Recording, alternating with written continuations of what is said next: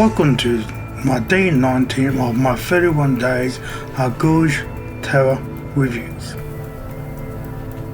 Day 19 review is on the 1984 movie The ToolBox Murders. The ToolBox Murders is directed by Dennis Donnelly, writers are Never Felden, Robert Easter and Anne Cohenberg. The plot of the film is a ski maniac kills the apartment complex tenant with the content of a toolbox. And we found out that this film is loosely based on true events. With, as your previous reviews, will circle likes, disappointment and dislikes. And I'll be starting with likes. The directing is good. Pacing in it is okay. Acting is good. The story is good. Nice music score as well. And the script is most good for most of the film. Disappointment is 4 kills that only occur at the start of the film. The rest of the film is nothing happens. It turns into a real slow snail pace. Nothing happens. Cops getting involved. They're trying to figure out who this killer is. And they're also trying to figure out what happened to Laurie Bullard, who was kidnapped. You know, the 4 kills at the start of the movie are all women.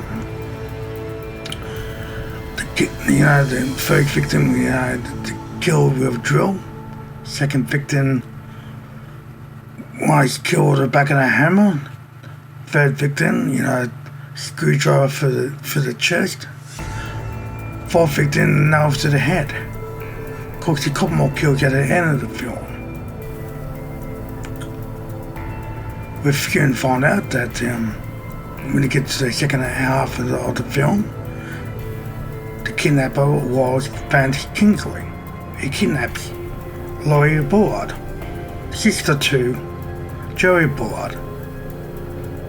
Most of the movie, Joey trying to figure out what happened to his sister.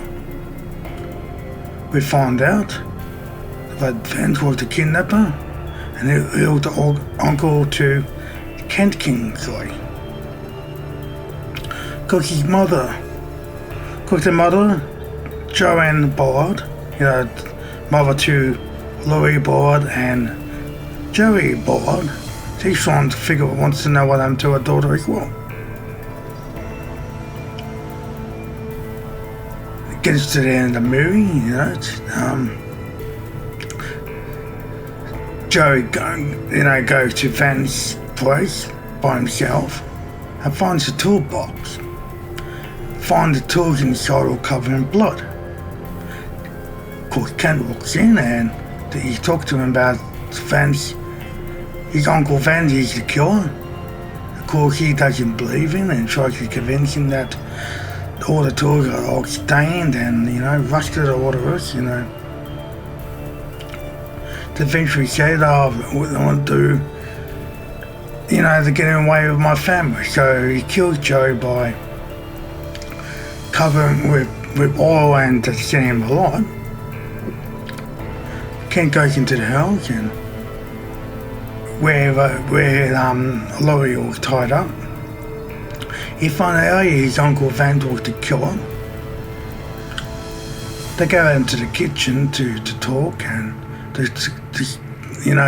bit of a scuffle, and he stabs his uncle a few times and he kills him. Then he returns to the room and he unties, Laurie. And Laurie eventually finds out that Kent killed her brother. And Kent is killed off screen. Credits roll. I can mention this movie, the kills at the start of the movie. Then the movie turns to a really slow, cruel pace.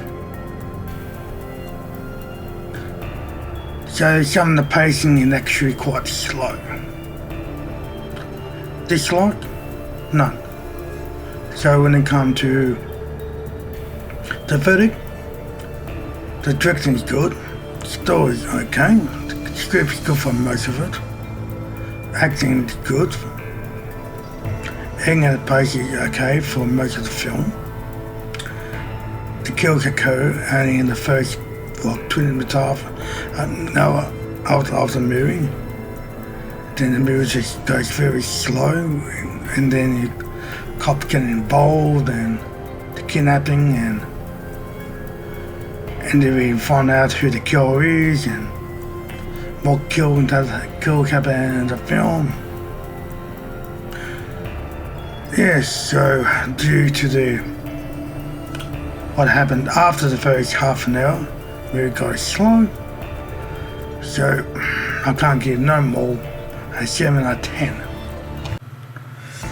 Thank you for checking out day 19 of my 31 days of Ghoulies Terror reviews. If you like what you see, give me a like, and if you've seen this movie, I'd like to hear your thoughts in the comments. And if you're new to my channel, great, join the family and subscribe to my channel.